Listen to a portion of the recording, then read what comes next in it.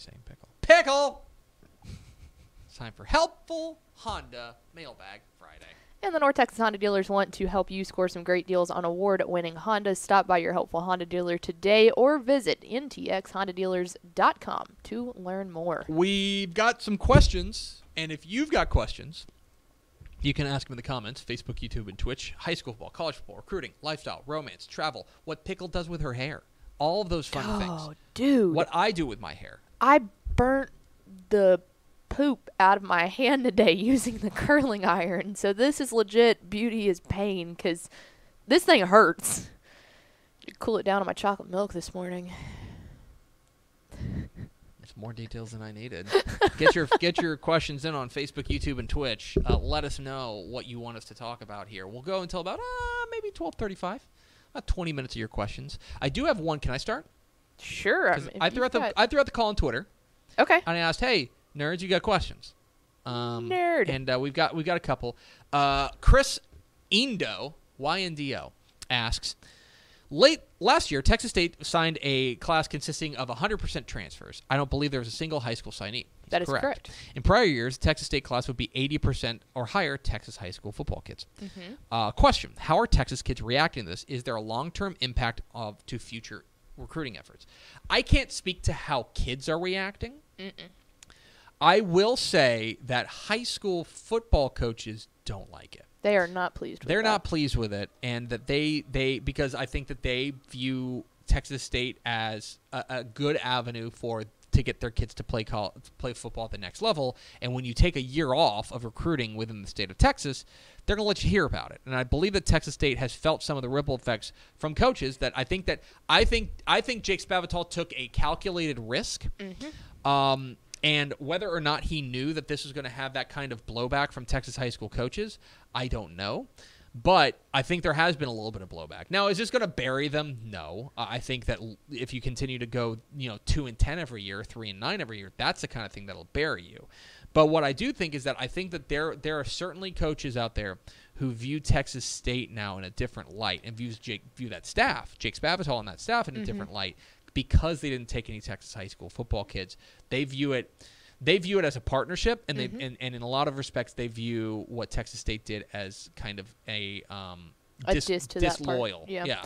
Well, and the other side of it too, and this is just my personal thinking on it, but if you're going to take that risk that you very well know that could not necessarily ruin some relationships, but definitely raise some eyebrows, you have to go out there and win. Yes. Like you cannot gamble on relationships like that and then have the season that they're having. Right. That doesn't work. That's exactly right. And so what I would say is that they are that for Jake Spavital and company, they took the calculated risk of saying, we think that we are on the verge of winning, and we think that even though and again, I haven't talked with Jake Spavital about this, we think that if we are able to go out there and win, that will cover up whatever hurt feelings we get from Texas high school football coaches. Unfortunately, they have not won enough this year, and so they are getting kind of the worst of both worlds. So it was a calculated risk. It doesn't appear to be paying off. They could rattle off their next 5 games and suddenly be in a bowl, but this feels like a calculated risk that may end up falling flat on them. I got one more question on Twitter, if you don't mind. Okay. From Todd Gleaton. He asks, we think China Spring is the team to compete with Carthage. What do you think? I like China Spring a lot. They're undefeated. They're in 4A Division 2. Mm-hmm. They are in the Carthage. Region. They're in Region 3. They're in 4A Division 2. That game happened last year. Yes, it did. And look, China Spring has been really solid. And what Brian Bell, that offense has been humming. They're averaging 51 points a game, and don't overlook their defense, right? Mm-hmm. Their defense has been very good. Now, here is my question. Who have they played? Their wins, their signature wins, in my estimation right now, their signature wins. They beat Lorena. Lorena's really good. I like Lorena a lot. Mm-hmm. Lorena's a 3A Division 1 team. Yes. Right? That's punching below. And then they beat Lampasas. Who's having a... They're down here. I don't think they're as good as they were in past years. Those are, to me, their big signature wins right now. Mm-hmm. Right now, can they contend with Carthage? I would say that between Carthage and Belleville, there are 2 pretty sizable challenges to Carthage within their own region. Mm-hmm. The way that the bracket breaks out, if things go the way that we think they would, Carthage would then, or rather, China Spring would would run to Carthage in the regional semifinals, so the third round, and then they would run to Belleville in the fourth round. That's also, by the way, not discounting a team like West Orange Stark who could put it together, right? Or Salado, who I think is underrated. So, look, it's hard to like find a team that we think can beat Carthage right now. But I would say that there are some sizable challenges within their own division, within their own region rather, that could give Carthage a lot of trouble. Mm-hmm. China Spring is certainly one of those, especially if that defense continues to play. I want to see them play some tougher schedules, some teams that are a little bit better. And unfortunately, one of the problems here is that I don't think they're gonna. They're not going to in the rest of the district play. I mean, well, let me take that back. Next week they play Salado. That will be, in my opinion, their best game of the year. If they go out there and they smoke Salado, let's talk. That's kind of where I'm at with them right now. I like China Spring a lot. I think Brian Bell does an outstanding job there with the Cougars, but I want to see a little bit more. And unfortunately, we may not know enough until they get into the playoffs. Well, and I'll be real interested to see after the game that they had with Salado last year, where Salado actually came out on top in what was just an all-out brawl out there. I think there might be some hidden pump behind them for that game. A little bit extra gas. Yeah, exactly right. All right, Pickle. We got any questions on the comments? Tons. Oh God. Let's go with your thoughts. We'll go to Southeast Texas here. Your thoughts on Vider and LCM. Yeah, right. A good game. Also on Texan Live. Yeah, it's on Texan Live. I think that Vider may be the most under the radar undefeated team in the state. They're 5-0. They've been really good, and I think part of it. I mean, look. Here's the thing. They, in my opinion, have. I think they got 3 really good wins. Yeah. Okay. They beat Silsbee in the opener. Mm-hmm. Now Silsbee has gotten better, and Silsbee's gotten better, and they're better than their 2-4 record indicates. But they got a win over Silsbee. They got a win over Bel Air Episcopal. Now Bel Air Episcopal is down, but that is a good private school team. And then they have a win over Jasper, which is probably that one's aging well. Yeah, I think Jasper's better than maybe people think. But they're taking on Little Cypress Mauriceville, who I've declared as one of my one of the biggest surprises of the year. They also went over Jasper, by the way. Mm-hmm. Their one loss on the year is to West Orange Stark, and they played them tight. Mm-hmm. This is a team that last week got their signature win over Huffman Hargrave, knocking off previously unbeaten Huffman Hargrave. Can they do it 2 times in a row and knock off undefeated teams twice in a row? I think they can. I think this game's really intriguing to me. One thing that I've got to see from last week, Little Cypress Mauriceville goes as their defense goes. Now, they were able to kind of outscore their problems last week against Huffman Hargrave, but they got to have a big defensive effort this week against a Vider team that, look, they want to grind you into dust. I think that points are going to be at a relative premium in this game.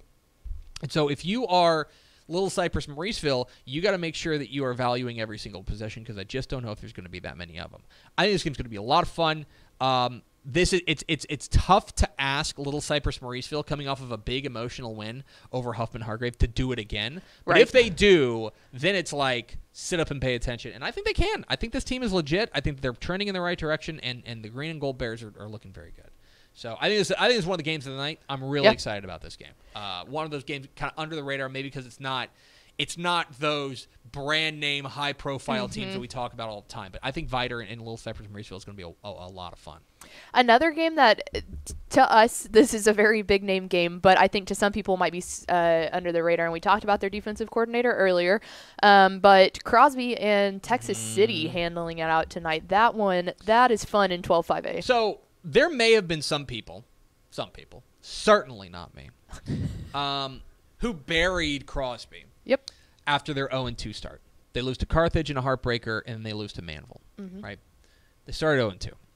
But since then, they've got a win over Port Arthur Memorial. Mm-hmm. They've got their 3-0 in district play, including an overtime win over Barbers Hill.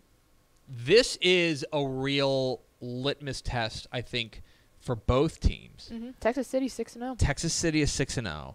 They've got that big win over Nederland, and kind of like what we were talking about in the previous game, we're kind of asking Texas City to give us the proof of concept again. Right. Like last year, rather last week, they go and they beat Nederland, and the defense mops the floor with Nederland. The defense really is impressive. Unbelievable since week 1 for Texas City. Yeah. Since week 1, this is they have given up a grand total of 12 points. Yep.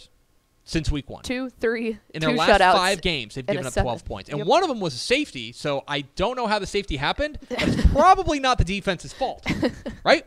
So you're dealing with a defense that is hitting on all cylinders. And for Crosby, it does appear that their offense, after a bit of a slow start, has woken up, but I also think this is the best defense they will have seen since they played Carthage. So how does that play out? This game is at Crosby, so I think that may give the Cougars a little bit of an edge. Really interested in this one. The computer has this Crosby by 18, and I do not buy that. No, I think this game is close. If anything, I think this game's going to be this game could be too low scoring, right, for it to be for 18. like that. Yeah. I don't know. I'm very intrigued by That's this. got defensive slugfest written all over it. What style of game is this? Crosby probably wants to get out and run, but Texas City has a way of like luring you into their game. Extremely excited about this one. I think Crosby and Texas City has a chance to steal the show tonight. I'm very excited about that. And then, by the way, Crosby gets P&G next week, so it's not like the lift is over for them after this week. So excited for this one. What's next, Pickle? Let's talk about a team that's definitely been on the uphill rise this season. After going 0-7 last year, Odessa. They're at 3-4, and I mean it hasn't been the Bronchos the most pretty, but talk about improvement. Oh, look, all you want to see is a team moving in the right direction, right?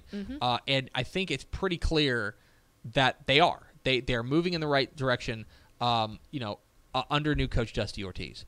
I think that they have improved significantly. I think that the offense has really started to take flight, and I think that that's exciting. Now, the defense remains a work in progress, and that is why I think tonight against Midland Legacy is a bad matchup for them.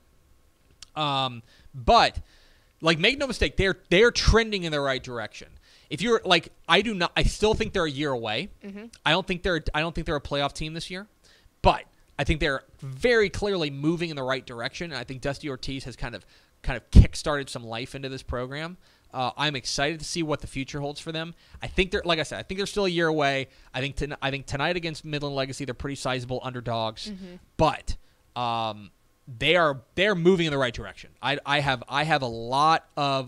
am excited about Odessa moving forward. May not be right now, but the best is yet to come here for Dusty Ortiz and the Bronchos. They've been very, very good. I think exceeded my expectations and probably exceeded the expectations of a lot of people there in Odessa. So excited to see what they do in the future. Don't think this is the year. No. Think they're still a year away. But you take wins. You take the wins where you get them. I mean, I thought that win over San Angelo Central was a real signature win for them. To be able to do that was impressive. So, all right, what's next, Pickle? Love this question. What is your best trap game tonight to look out for? Who do you think might be caught with their pants down a little bit?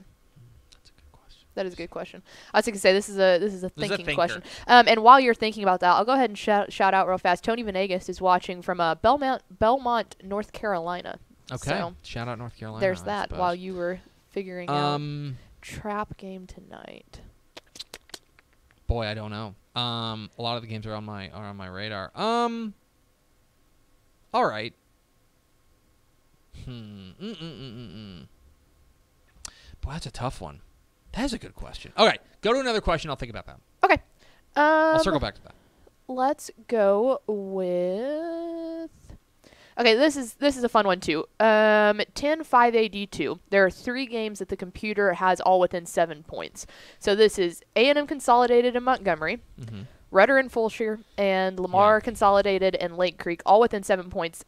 I covered Montgomery last week, and let me tell you, that district is fun. It's bananas. It's a bananas district. Fun. And they're all that is a clear sign that all these teams are really closely bunched together. Yeah. I mean, I want you to consider this. Montgomery Lake Creek is 0-3. They started the year 4-0.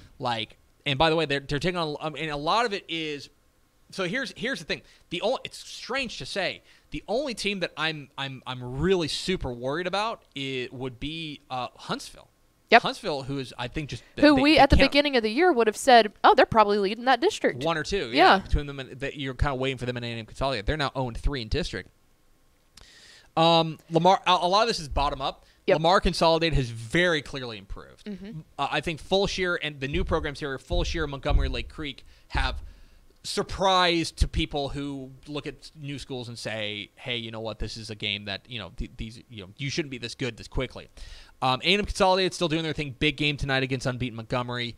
And yeah, Rudder and Fulshire I think is going to be a banger. That game's really, really fun to watch. Yeah, I think this might be. I don't know if it's the best district. I think it might be the most balanced district. Yes. And the balance here in this district, you could absolutely let's put it this way. A&M Consolidated, their next game after this one is against Fulshire.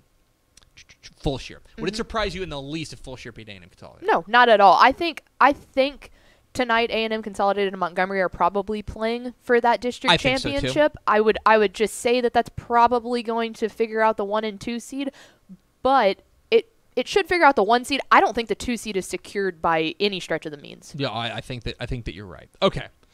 I have a trap game, I think. Do you? Okay.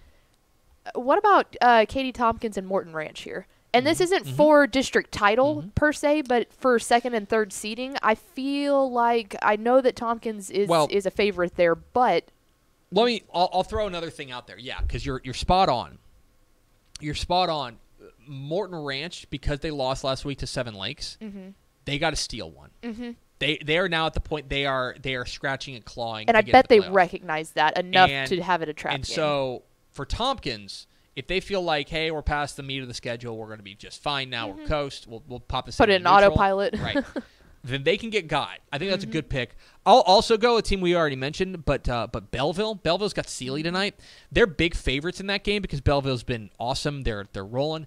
This is a rivalry game, and these two teams do not care for one another. So if you're talking about that kind of traditional trap game, Sealy could absolutely go and trap Belleville if they get caught looking ahead and get caught, because Belleville's been a bit of the. Let me borrow, the bell cow. They've been the bell of the ball. You know what I mean? If they get caught reading their own press clippings, Sealy they're absolutely good enough to beat them, especially in a rivalry game type contest. So that would be one that jumps to me as a potential trap game tonight. And yeah, I think that's what I want. Yeah, that's what I'll say. I like that. Okay. Let's move over to the college realms for a question here. La Tech versus UTEP. What are your predictions for those possibly bowling minors? The pins fall. It's going to happen. I like it. I'm here for it. They're underdogs. I get it. It's going to happen tonight. Talk about a team going into autopilot. You want to talk about a trap game? There's your trap game, Bulldogs. Tomorrow night. Tomorrow night it happens. UTEP becomes bowl eligible. The sickos get what they want. Yes.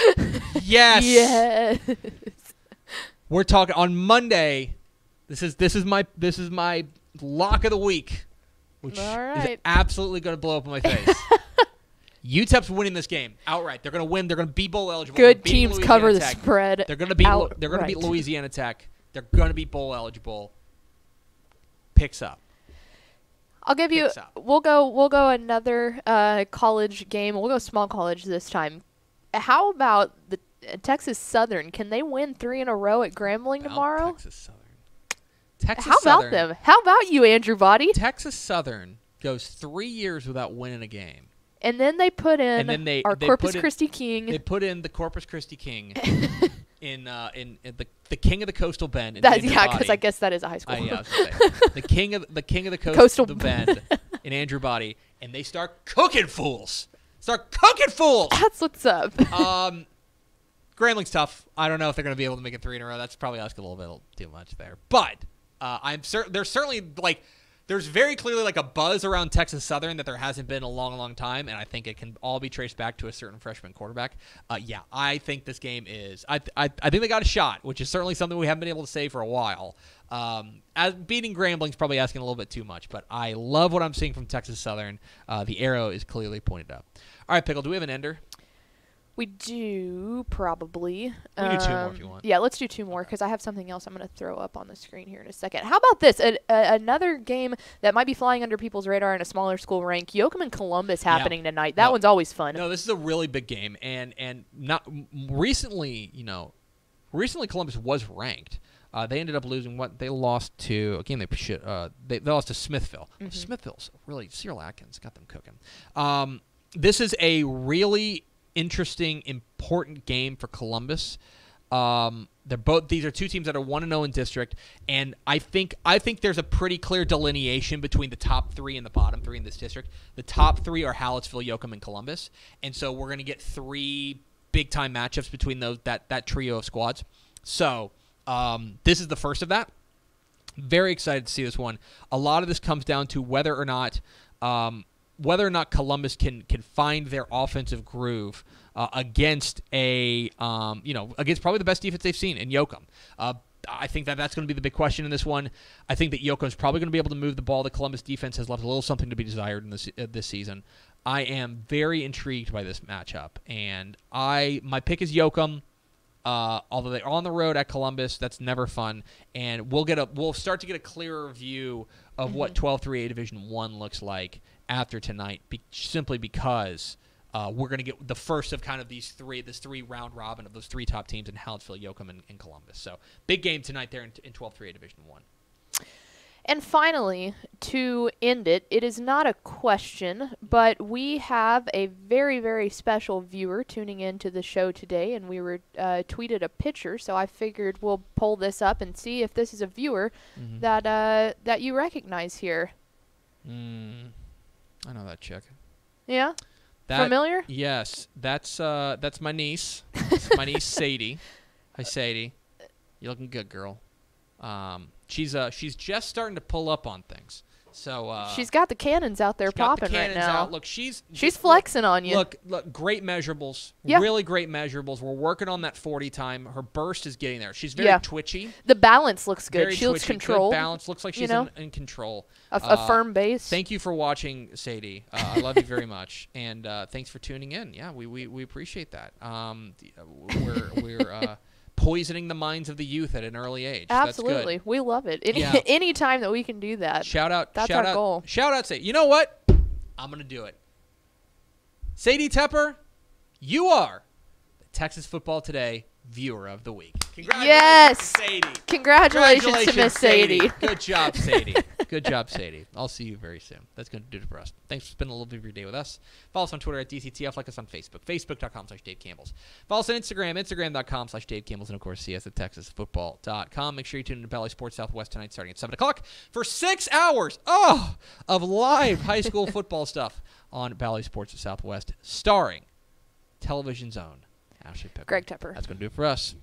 Vince Young, please get Player of the Year trophy for Ashley Pickle. I'm Greg Tepper. We'll see you Monday. Not tomorrow. I'm not coming in tomorrow. Monday on Texas Football Today. Thanks so much for watching that video. If you would like more and to be notified when they come out, go ahead and click that subscribe button right down there. You can also watch Texas Football Today every day live at noon on TexasFootball.com, Facebook, Twitch, and right here on YouTube. For more of the best coverage of Texas football in the Lone Star State, go to TexasFootball.com/subscribe.